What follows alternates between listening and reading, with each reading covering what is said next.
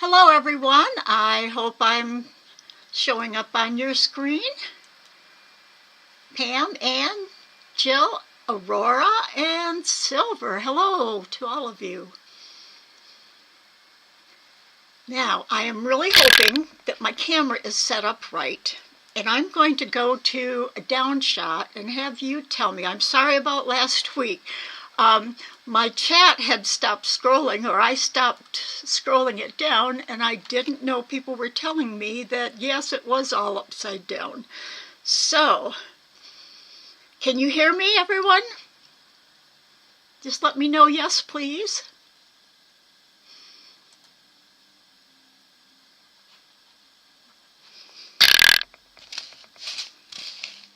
And there's my down shot. Let's see if I can get everything right in the picture here. And what I need to know is if you, yes, oh, thank you. Which direction do my hands look to you? Are they looking like you would tat? Great, thanks, Jill and Ann. Hi, Bev. And is it Yenuhen? I don't know if I've pronounced that right.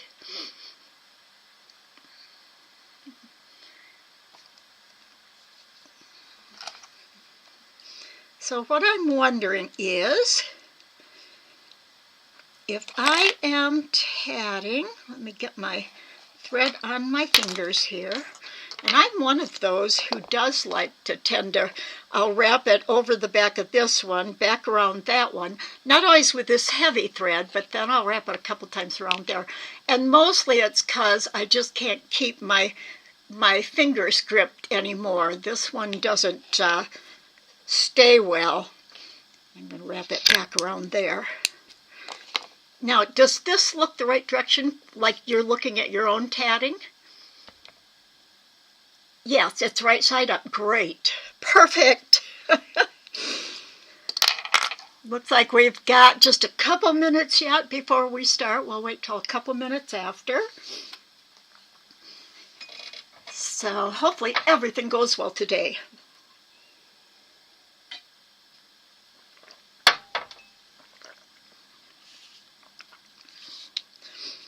One of the things we're going to do today and in the upcoming classes is to work on a few. That is a camera issue, and yes, right direction. Great, thanks, Pam. I'm learning. Every week I learn more. So hopefully by fall I'll be really good. Oh. Anyway, I've been practicing techniques and everything. One of them today, I had a heck of a time getting it right in my hands to hold it because it's using a split chain type, the same stitch you'd use for a split chain, but we're not going to be using it today for a split chain. So anyway, while we're talking, maybe I'll set this down in the middle, just a big old heart that I made years ago. And I have this tangled mess of thread here too, but hopefully this will, I'm using this just for show today, so that should be okay. Oh. H Crafties, hello. Allison, hi. And Marty, I missed you. And Jeremy, boy, we got a full group in here today. Like I said, we've got about 2-3 more minutes, so anybody working on anything fun right now? Anybody got any more homework? I have 3 people now, and I can't find my printout, and I didn't have time to reprint it. Catherine is making a wonderful phoenix. And can the video screen be enlarged to fill the screen? I'm not quite sure what I have here. I don't know why it's not. Let me see what I can do here.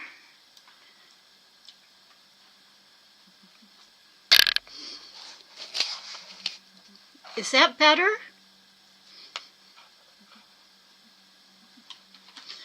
I filling the screen now?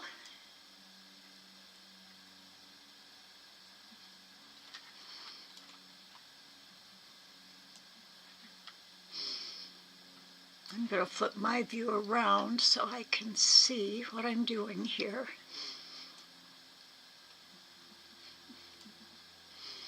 Oh, hi Donna Petrie. Hi Corinne. Can the video screen be, yeah. Tell me now, is it enlarged now? Can you see the whole thing? Can you see all my hands? Or do I need to go up farther? Let me see if I can go up farther and still have you see everything.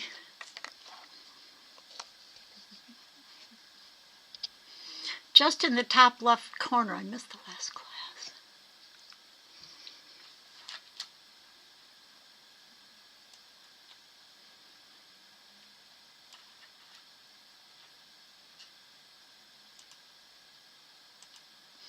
Oh, I've got two. I don't know why.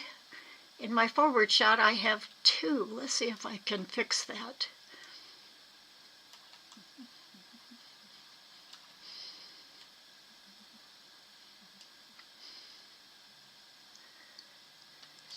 Is that better?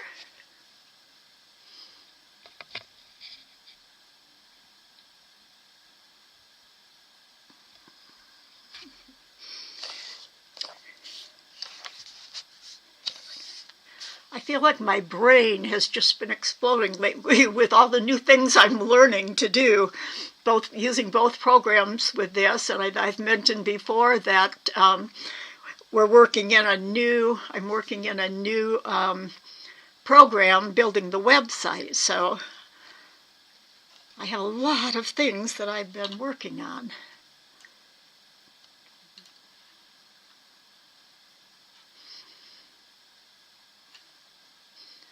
Hear you. It's bigger now. Great. Okay. I just learned something new right now, so looks like it's time to get started. Hi, Katia. Who else do we have here? Anybody else I missed? Hello to everyone. Still small.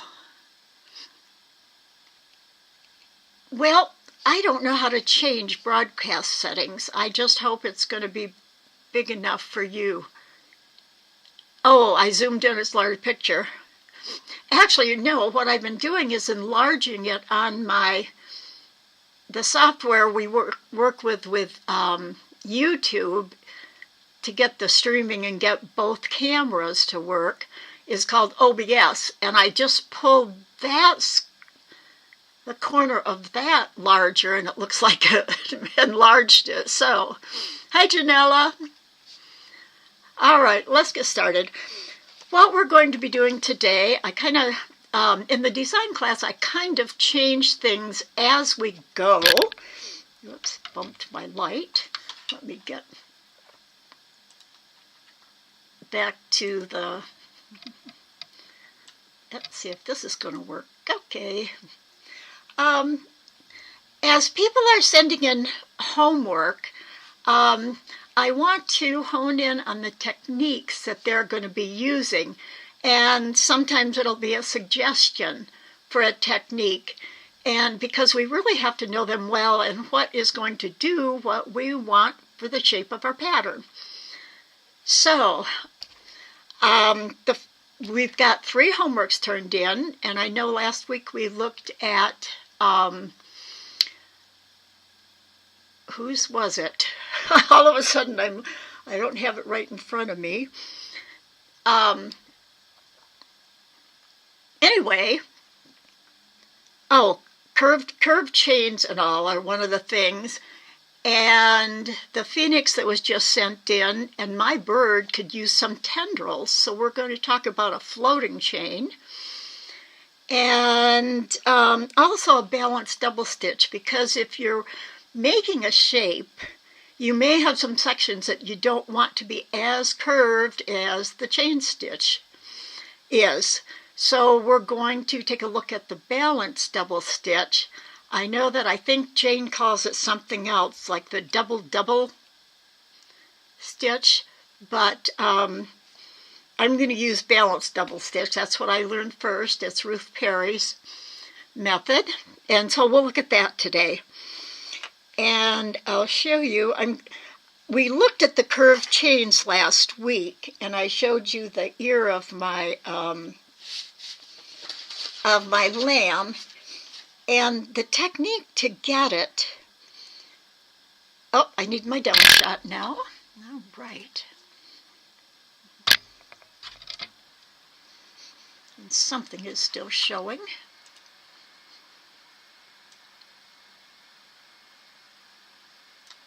Okay.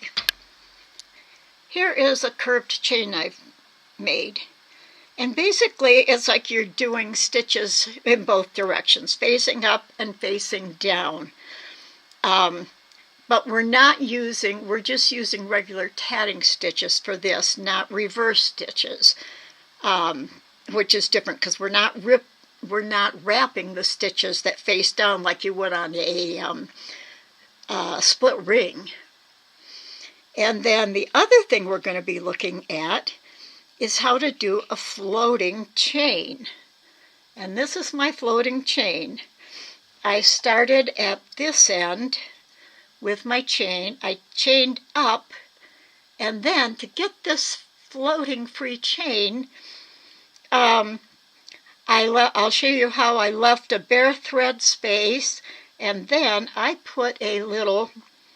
There's different ways you can start the end of it, and we'll look at that, and you tap back down to your chain, and then you go on. So before we start that, are there any questions from last week?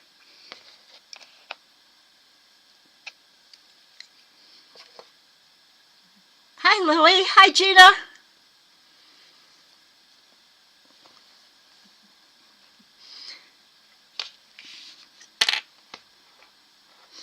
I'm going to start out, we're going to be talking about the up and down chains. So I'm going to push this out of the way and that little heart.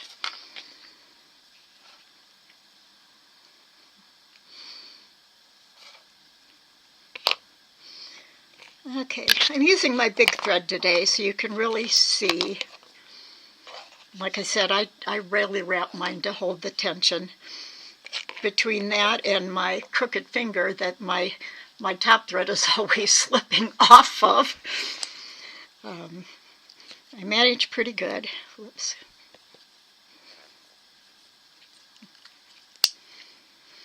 Okay, now we're going to be doing a regular chain to start with. So I'm just going to get a couple stitches in here. I have a couple already, but I'll get a couple more in here. I feel fumble fingers today.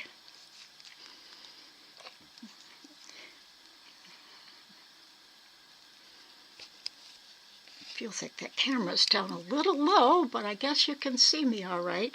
So here I am going along with a chain.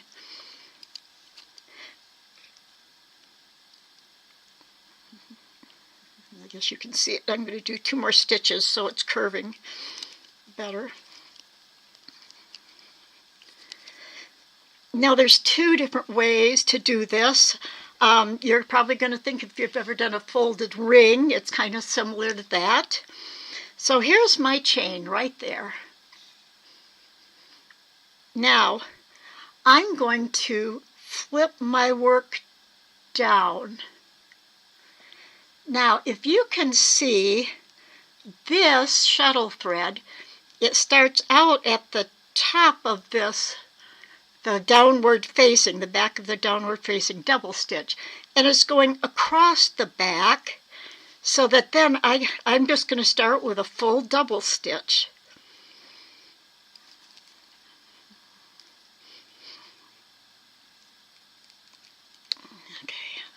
See, there's my down, and here's my up ones. I'm going to do a few so you can really see them.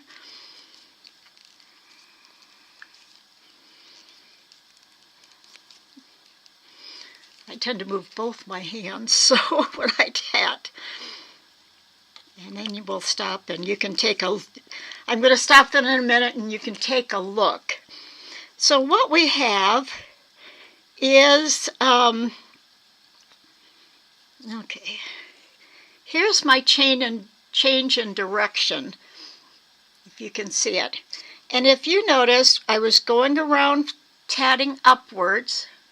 I guess I got to turn it more like that to the camera. And then my next row is right there. You can see where I flipped. And you can see it because there's a node down here.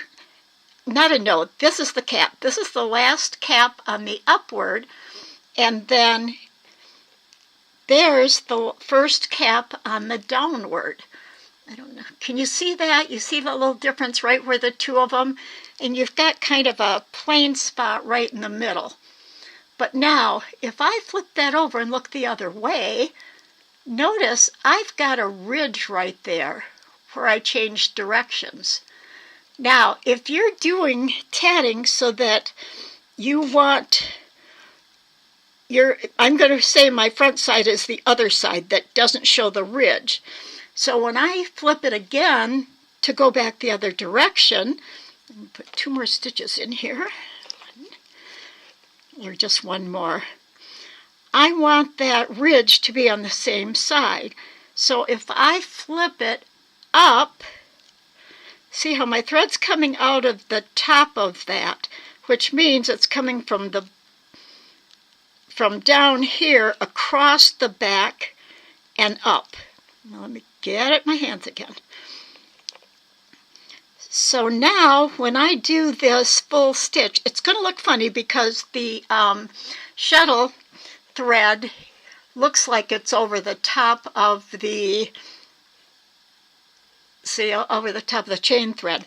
But once I do that first stitch, whoops,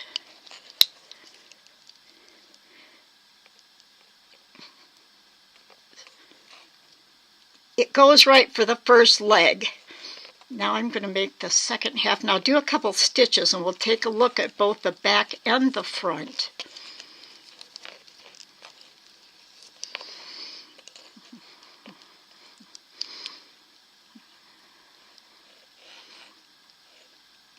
See if I can get these to twist the right way.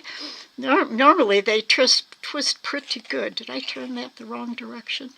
Okay, there we go. No, we're not.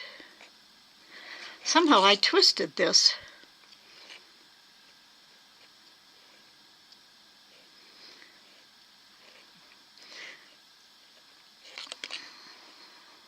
I don't know why. Okay, this is what you don't want to do. I've got the twist. Oh, there's my twist on this side. I did a few stitches and it's twisting back. You can't really see it as well. Let me see if I can put it up here and really show you. I have a loose thread right there. I didn't pull something up right, but I switched right there and it goes up, and then I switched and it goes down. I've got a loose stitch right there, but you can see that, no you can't. Okay, you can see that right there,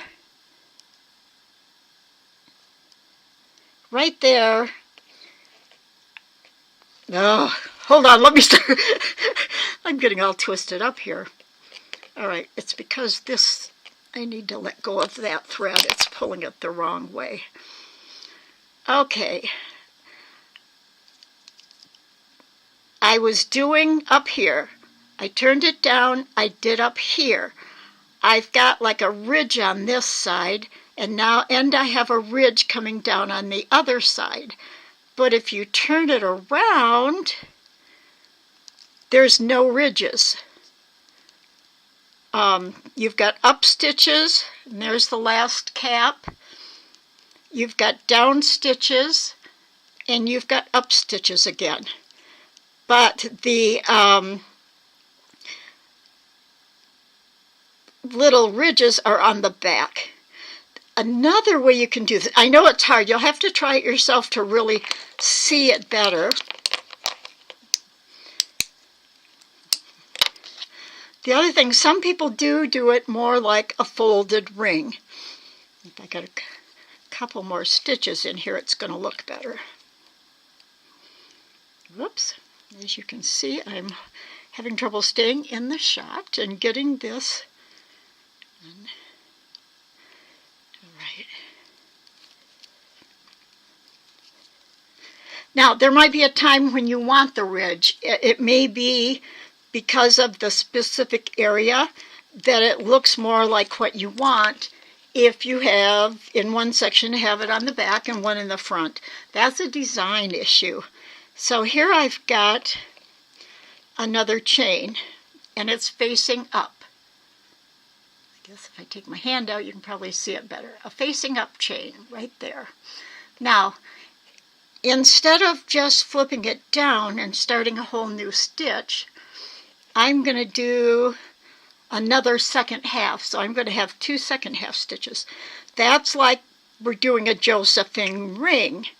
And now, it's hard to see this, but it's starting, the stitch is starting to twist up to the right.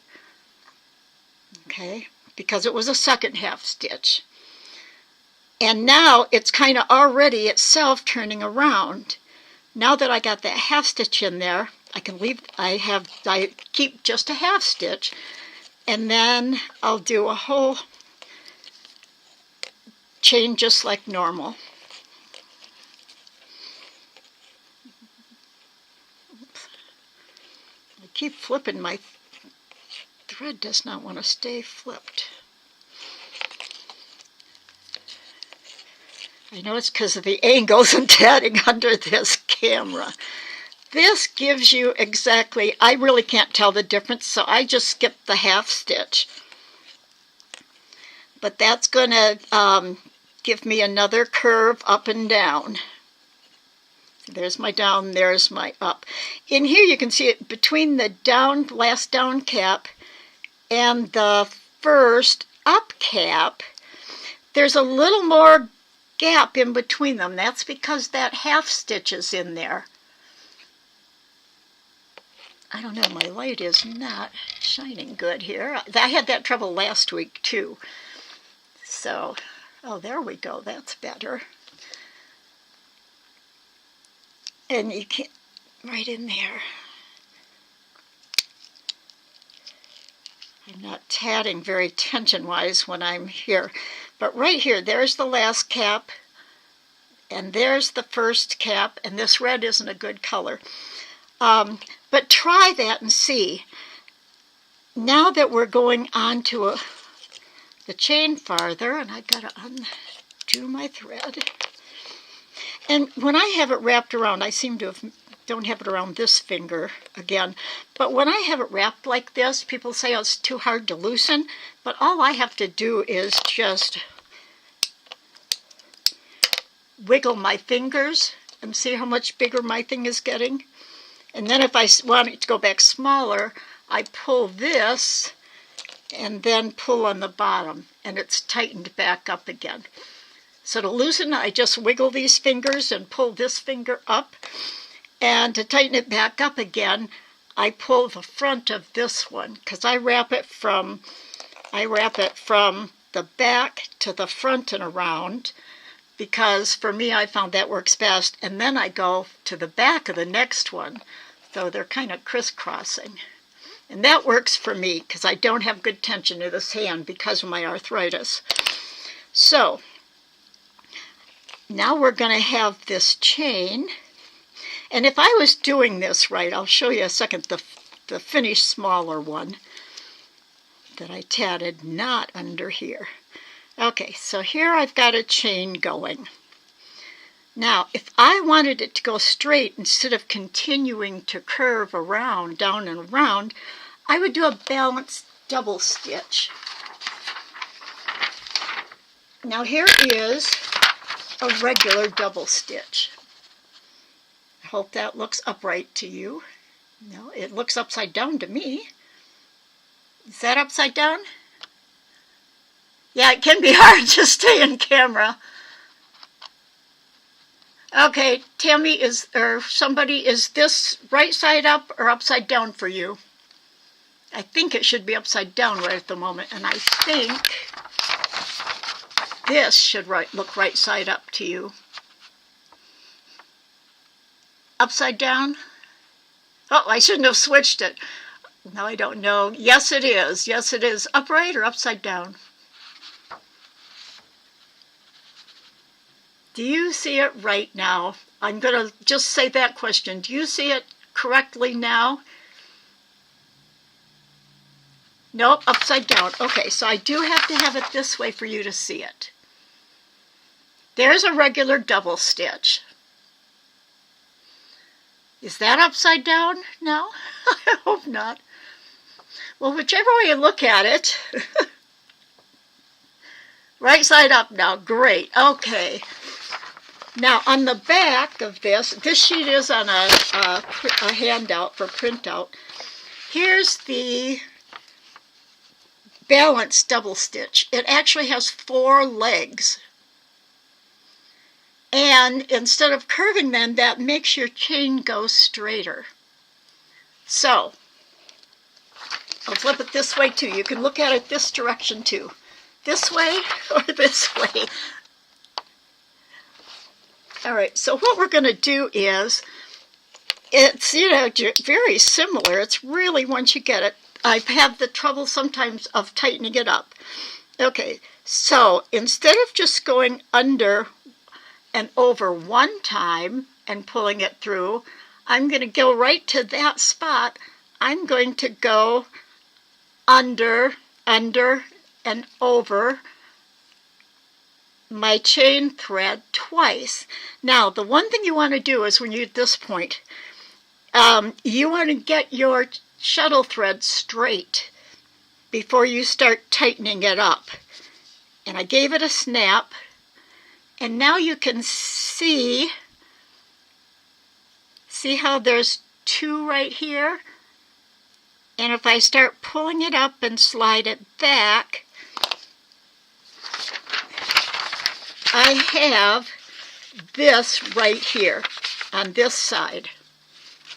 I have this would have been a normal stitch, and there's the second time around. And so your cap is still going to encapsulate or be over all 4 legs, just like it would if it was over the 2 legs. And this second part is where sometimes it gets mixed up. I don't know if, let me see if I can separate these so you can actually see it. See, here's my shuttle thread coming up. There's one leg, and there's the second leg right there. So when I pull it back, the second leg is on the inside, and the first leg was on the outside. Now, I'm going to do the second half, and this one's also going to be then doubled. So I'm going to go over and under. All right. And then I'm going to go, I got to get this loop back out. Then I'm going to go over and under again. I'm going to turn my shuttle instead of backing it out. So I've got it around there twice. Now, again, loosen it and pull. Now, here's where I sometimes have trouble. Right now, let me see if I can separate these legs enough. Right now, I do have the cap coming out on the right side. And I'm just going to do your normal, pull up and back and up and back. And sometimes, now you can see it better. Here's the outside. And I've got that stitch. Let's see if that's going to, see, that stitch isn't. This is where I have a problem. Because you want the second stitch to stay on the inside, and mine's not going to stay. Okay.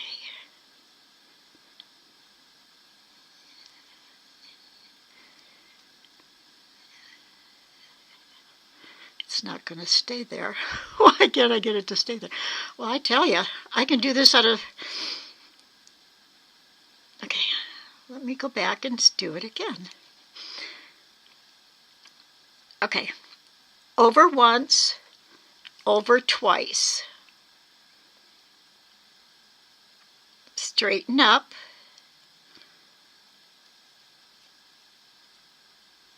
And see, that popped. That's why it's going on the inside. Oops, you probably can't see what I'm doing now. Now can you see how here's the inside and here's the outside cap. Let's see if you can really see that. Okay. So there's the two legs, one here and one here with the cap coming over it. Now when I do it down, I'm going to have 4 of them. Now I'm going to do another one. Under, over, pull back. This half always goes good. And then over, under, under.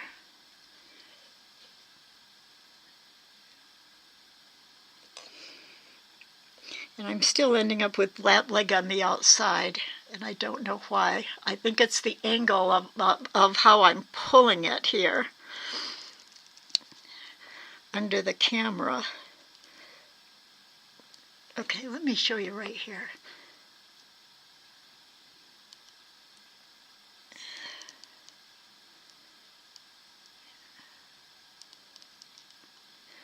This should be the... There we go. See, this cap should stay on the outside. Let's see if I can do it this time and get it to work. I think I did that time. I'm going to do a couple more because you can see. Now you can put one of these or more of them in. Whoops, I didn't do the twice around. And this is going to take a little practice. Because as you can see, my pulling it under here is, let's see if I can get it. Oops, I keep forgetting the second half. Okay, under, over, and now I get the first half.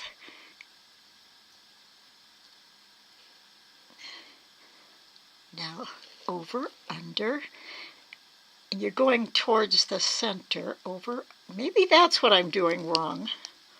Over, under, over. That's not going through the same loop though, nope. I thought maybe I was doing it wrong here. Okay, thanks Tammy. Balanced double stitch or double stitch, either way is correct. Okay, that's very clear. Thread is perfect. Okay. I think already you can see now that instead of getting the curve, it's not curving down this way, it's going straight that way. So then you could do that for a ways and then start your curve again if you need to, or go the other direction. But the double stitch gives you more of a straight chain.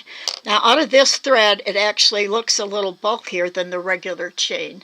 But on the finer thread, it doesn't. And if you get the legs in the right, just remember that when you are finished, oh, this thread does come up in the center and that one to the left. Okay, maybe I was doing it right and just didn't have it smoothed down well. So that's the way your chain's curving all different ways. Now we're going to go to doing a little freestanding, and this is a little floating chain. Sometimes it's called a false chain, and sometimes it's called I've heard people call it a dead end chain, because this end is like a dead end. It doesn't go any farther because it goes back. And you don't have to put like a little Josephine ring there, but this does give you something to hold on to when you're tatting back down to your original chain. I'm going to show you, you could also have a bead ready to slide on there also.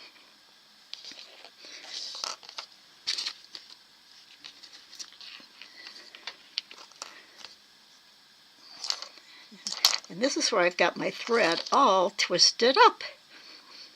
So I think I'm just going to throw a chain off of this one. If I can get all the little knots out. One of the things when I'm loosening up stitches, I try and get in and I kind of wiggle it. See how everything's opening up more? And then I can just follow my shuttle thread back. It goes under there. Now it's out of one spot. It's got to go under there. And now I'm ready to put it back under there. And it's all out. So that's the one thing. Try and get in to under that last leg and the end of the cap and just wiggle some and see if you can get it loose. All right.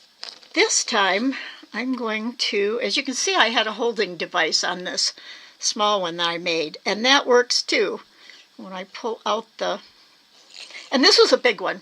For this size 20 thread, it would be better to use a thinner paper clip or a jewelry bail, which are similar to this, but they're much finer. And I've got just a little picot on the end. I could have, when I got up to this part right here, I could have taken that clip off and I could have pulled the shuttle thread more and that would have disappeared. Just like when you start with a CMT. It's just like starting a continuous thread method, a CTM, continuous thread method. But this time I'm going to show you how to do it with a knot. You're going to go up, and this is very important. When you are, I'm going to tighten up my thread a little here on my hand. When you are making this, you want to measure up how far up you want your, or how long you want that floating chain to be. But your thread, no matter what you're working with, is going to stretch as you're doing this. And this one, I think I only measured it up to about there, up to about this long, and as I tatted back, it kept stretching and getting longer and longer. And at one point, I have to admit, I had my full double stitch there. Somehow when I was pulling on it, I lost my last double stitch and I've only got a half stitch. You know how when you close a ring, you can lose that very last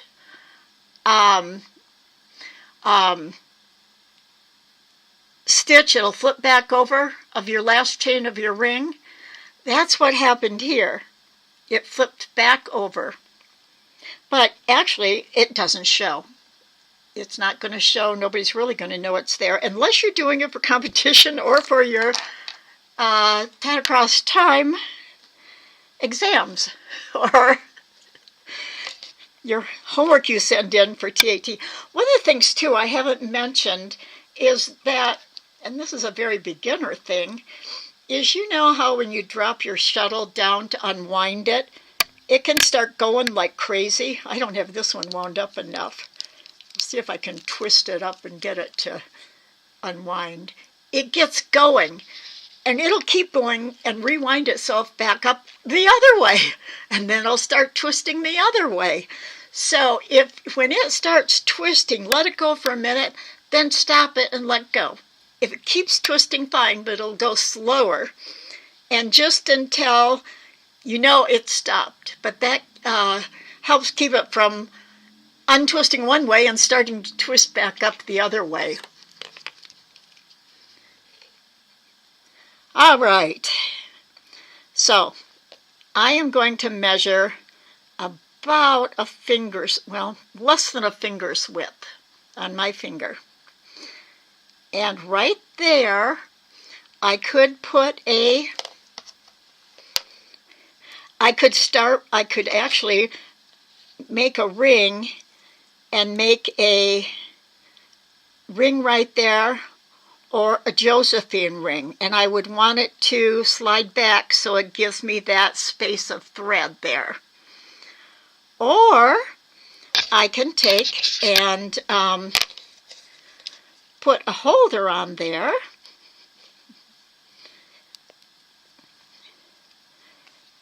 and start back like right here so that I have this much thread.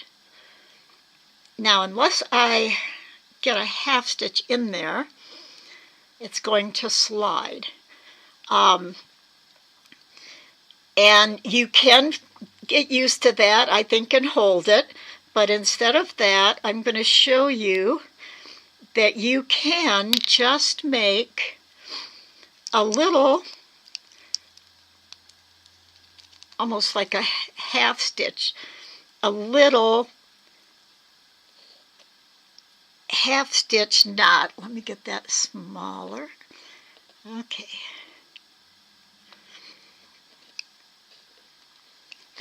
And then what I'm going to do is hook my, let's see if I can get that hooked in there to hold it too.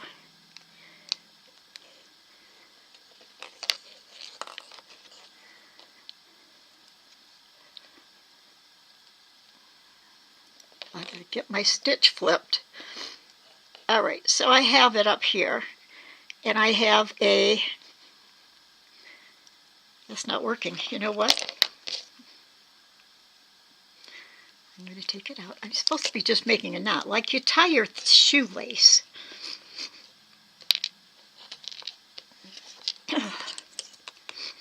Or an overhand knot. I'm just going to make and pull my whole tatting through here so that I am making an overhand knot, and I want it to start right at the space I want there. Okay. Now as I tighten this knot up, that top loop is where I'm going to put my holding device through. All right, now we've got it on, and I'm going to work to get it down to where I want it to be. And then I'm going to grab it, get my shuttle ready to tat. But now I have this little knot on the end. Or you could have, if you had a bead on your shuttle, you could have slid the bead down to the spot where you want to make, like right there, instead of having the knot on it like I have right there. I'd have a bead right there, and that'd be easier to hold on to. So now, we're doing this all with our chain shuttle. I'm going to wind mine back up. I'm walking it closer, like that. I'm going to undo one. Now this can get really crazy. Tammy, her video shows she's doing a split chain, going from the left. She tatted up to the midpoint or wherever the pattern said to tat to for the left half of the chain. And then you go over, and wherever your point is over here where that chain is going to join, you're going to shuttle join right there, and then you're going to be tatting back towards the center. So all your threads both come out of the center to go up to around or climb out with a false picot. But on this, you're just working back to the left, and we're not going to join down there because we want this chain to start right at this holder end and go back to this, but so we don't want to attach it. So what we're going to do is, I have found for me the best way. Now I am a tatter who holds I was originally a crocheter, so to hold and tat like that, this just doesn't work well. So I hold like this with my pointer finger up. However, for this, I'm going to, let's see, grab hold with my pointer finger and my thumb. And then I am going to lay this down between these bottom two fingers. This is going to feel really awkward at first, and see how as I'm moving I'm going to get my starting point back closer to the, I got quite a long one now, and you'll see how it stretches. So, and we got to work on this. Well, that's a problem. You can't really get your shuttle in there. And when Tammy was tatting her chain, it was going right to left, and she held her thread this way. I'm going to do this exact same technique, but I'm going to hold my thread this way to tat from this end down to the base. Now what I'm going to have to do, just like the other, we have to have, I'm going to just, let's see if I can get this so you can really see what I'm doing. I'm going under. I have to have a loop from underneath.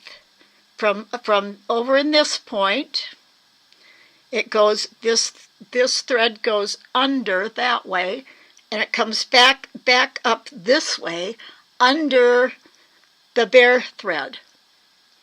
And then I just go down through the loop and pull it towards the last chain. Now if I turn it this way, you can see this is exactly what Tammy is doing on the split chain. I'm just holding it this way.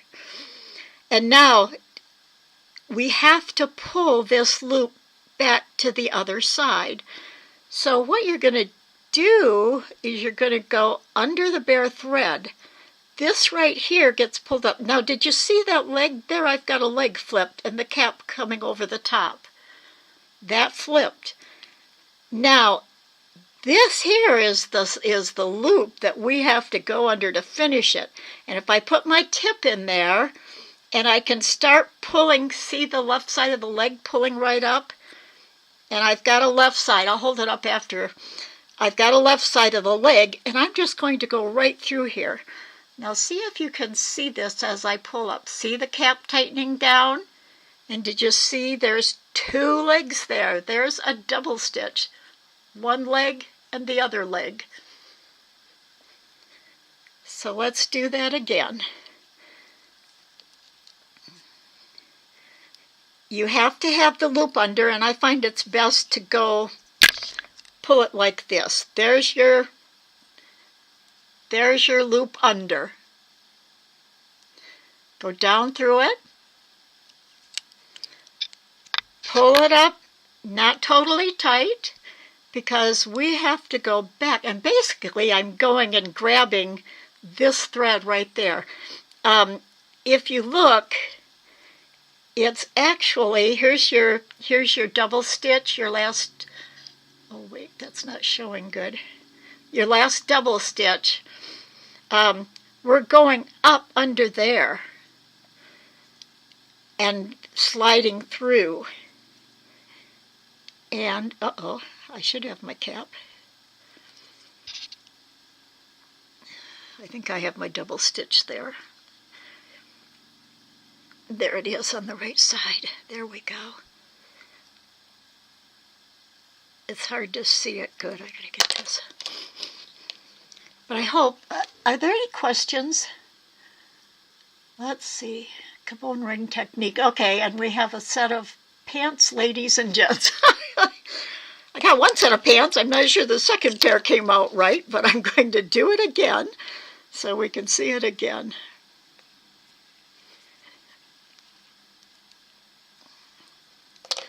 I said the loop under, you can always go under like this too and push that loop, but you got to go back through it from the front side. Sometimes I can do that if I'm holding it right. But anyway, the loop from the back, let me pull it up here. Okay, loop from the back, slide my shuttle right through it, pull it down.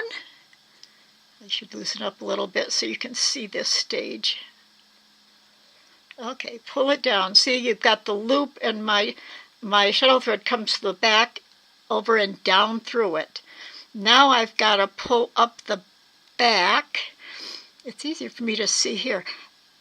If we move it over, it's actually, let's see if I can describe this best. Okay, here's where I am after I pull my shuttle down through that loop. Now I have to get this right here to pull it, pop it back to the right side. And now I have the upright leg. But this loop that, whoops, it keeps popping. Oh, I know, my shuttle thread is, okay. Let's see if I can get that back. Okay, here we go. All right, it's down through the loop. I'm going to pull this up to raise that leg up. But it's, see how this, here's the leg. See how this thread comes up and over? That's the loop right there that you want to go in. See, you can see the leg now, I think. Let me see, let me get that. Let me hold it a different way so you can see that leg.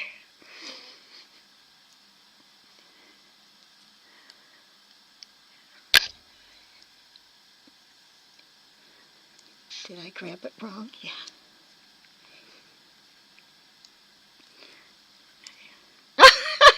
This is the thing, if you don't keep, oh, I know, I had my, if you don't keep going, you can lose track of where you are. This is when I'm doing it so slow and I'm talking. Okay, I'm going back right out. We'll start that again. Okay.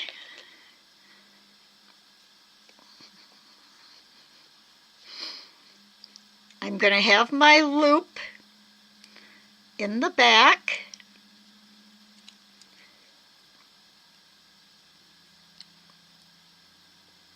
Oops. I'm going to slide my shuttle through it and pull it down. Now see, this is the loop I just went through, but you notice that there's a little loop right to the right of the last. Oh, this light isn't doing well, is it? And this red thread isn't doing well. There's a loop just to the right. I gotta hold this flat.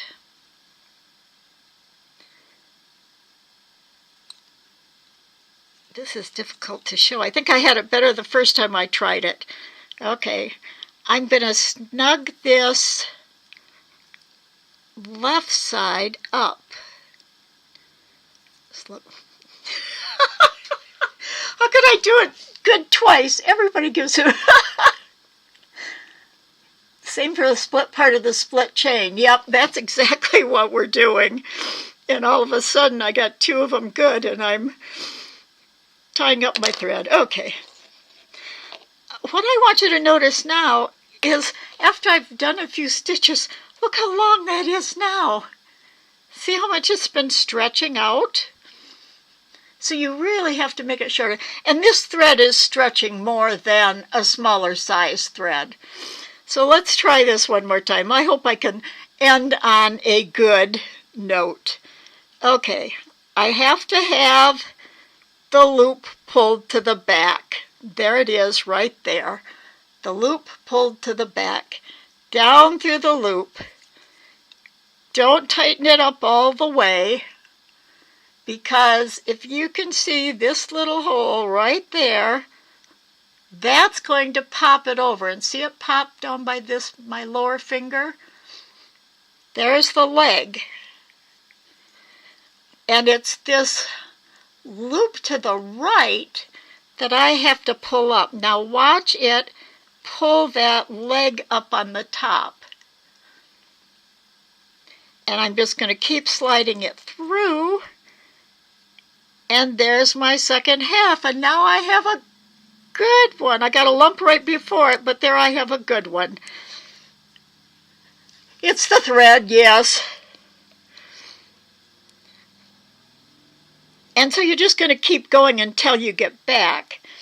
And then once you get back to here, if I was all the way down to here, I would just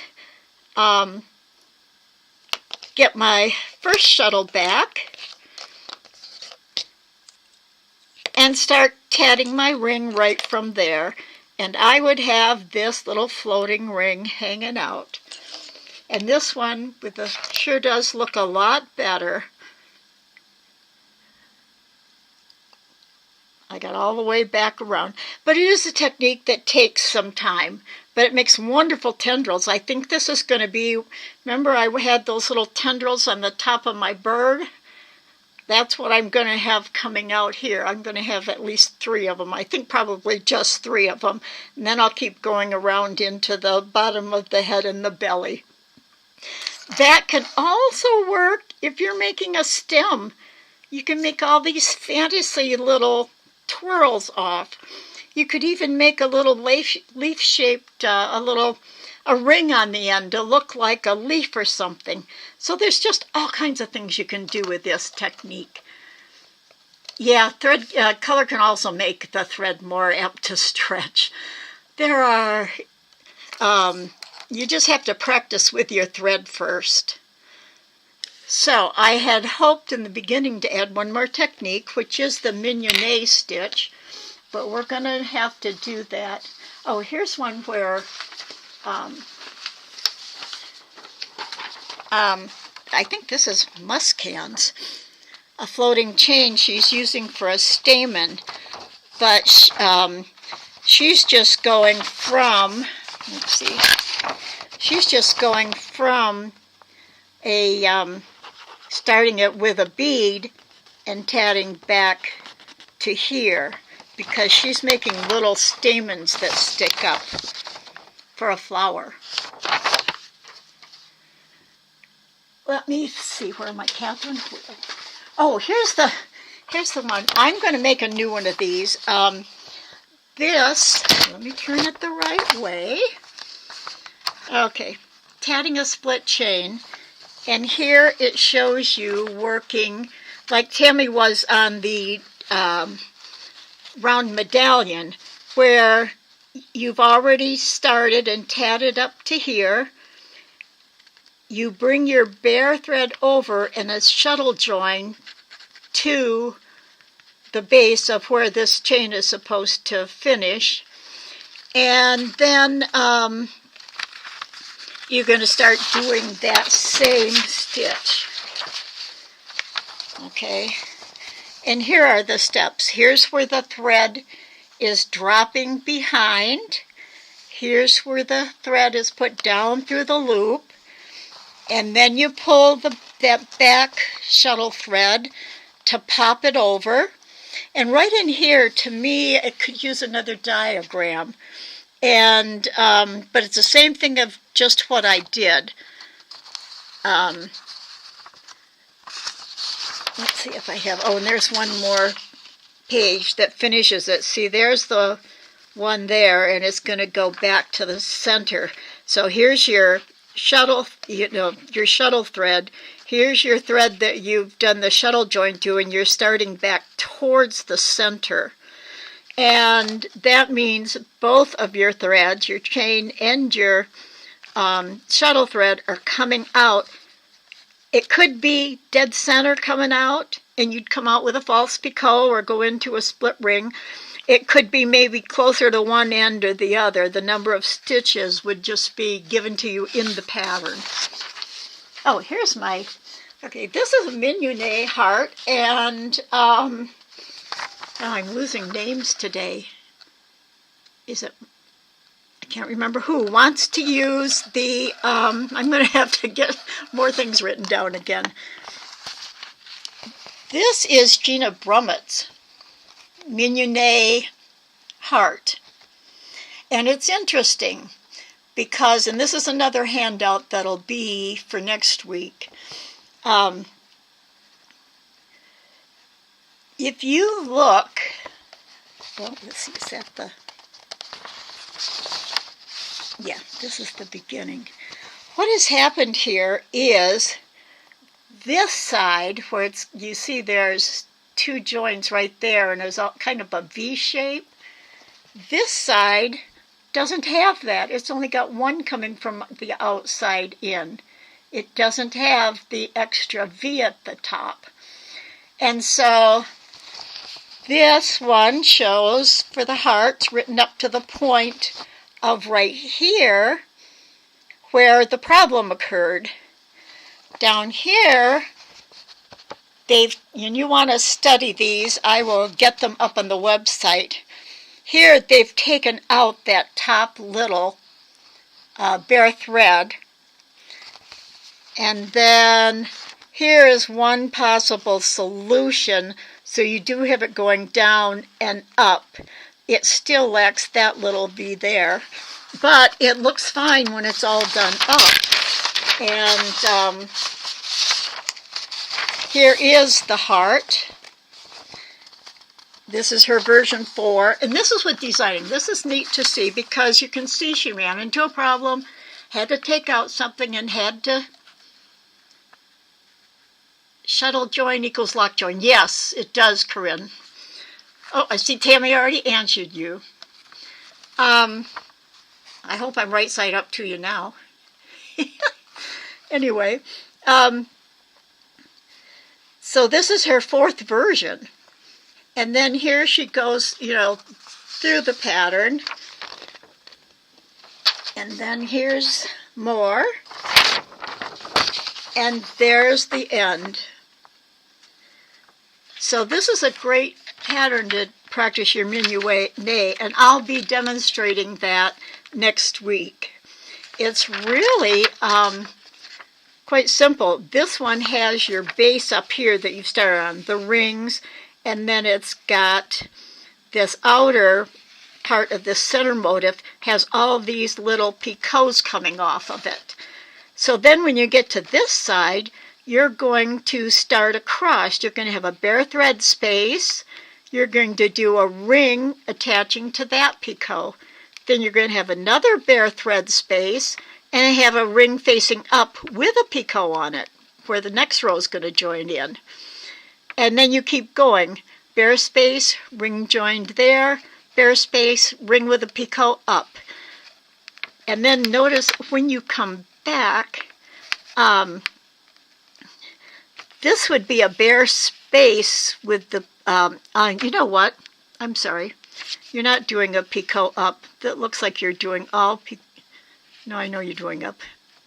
Anyway, we'll go through that next week. That's why it's not today. So, you know what I'm going to do is I think I'll send out, because the Minion takes a little more thought. Yeah, it gives a netted look to the tatting, Tammy said.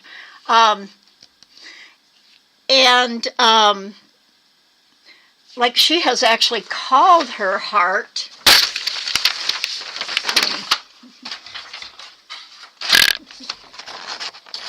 Gina Brummett's netted heart rather than Minion heart.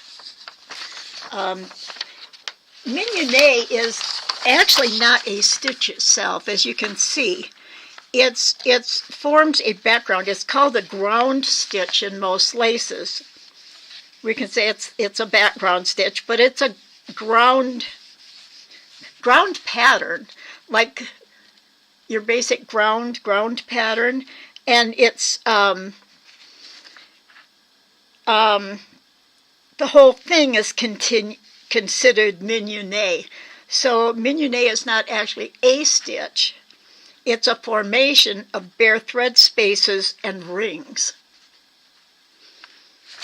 I will send that out in an email, and I will have it on the site also to download. And you would look under patterns. You would go, click on when you go to the website, there's those purple tabs across the top. They used to all have drop downs. They no longer do. So you've got them across the top, and right about here you got home and the pattern one. Don't select there are 2 drop downs still left under there, but you want to click on that pattern tab, and it's going to take you to a page that has a list of patterns in categories. This will be in the heart category. And you'll be able to click on it there and go get this pattern. All right, any questions? I guess we're, 2 o'clock. I did good today. Anything anybody wants to say or ask? We do only have 2 more classes. And next week we'll do Minion, and I will probably show my prototype, and we'll look at everybody else's if they got into the next stage. Remember, if you have your prototype, you start tatting it. You make it to a spot like the heart was. It's like, this isn't working right. Hopefully it won't be till you get all the way to the end like the heart was when you notice a problem. But you may have to go back and redo. Go back and redo. As you're tatting, on your diagram, mark your number of stitches. If you're doing a pattern, say, okay, let's take the simple heart. If I'm doing this, and I've done my ring, I guess I did my ring right side, reversed my work, and started my chain. Now I'm tatting around this edge. On your diagram, make a little curved arrow with the head that says tat this direction. It helps when you're writing patterns. And the last week we're going to look more at writing the patterns. Please add your name to the video description.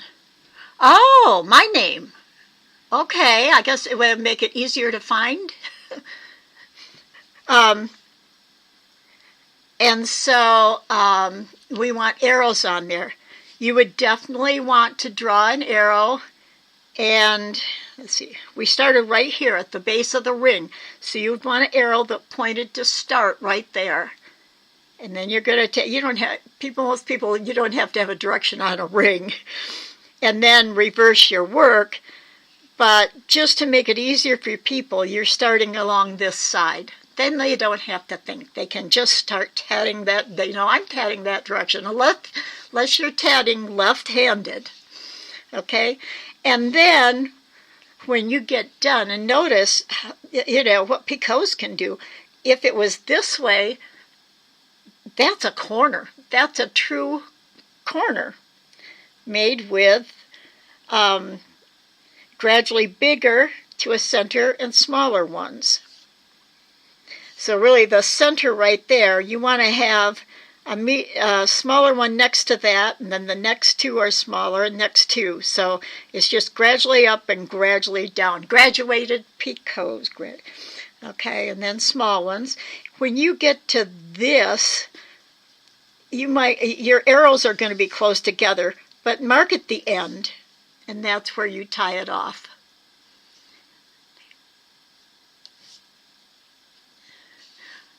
Oh, Sue Fuller instructor. Okay. I will do that. Are there any other questions then? I think we're done. We didn't have any questions, so now I'm just talking about writing your patterns. And probably the last week, the 6th week, we'll talk more about writing patterns. And then we have a 2-week break. When we come back, we're just going to continue on. You don't have to have, for those of you who have a prototype going,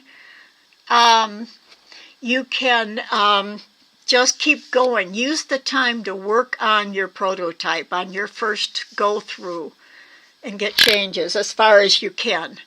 So that, and then turn in homework. I'll still collect homework during that 2 weeks. But homework now still isn't going up yet because of the work on the website. Tammy said to look forward to homework. Right now we're using homework for us as instructors to look through and see where you are before we do. Oh, I see. Okay, all right, before we put our name up. Well, thank you, Nanetta. These simple hearts, back in the, when I started my tatting book, I had all simple hearts like this in there. You can find a lot of hearts like this on the web now. But back then, there weren't. So, Kathleen, you're the one who's has the wonderful Phoenix pattern, I believe. So, oh, and I think Jennifer is the other pattern. And I will start getting all this straight. Yeah, that was one of the hearts in my book. I have a set of them, so. And I don't even know if I have a copy. My book is still not reprinted. And someday it will be, but not, I guess, as long as I keep coming back and teaching classes. So, thanks for coming, everybody. I'll put the heart so you have something to see. And I will see you next week. Bye-bye for now.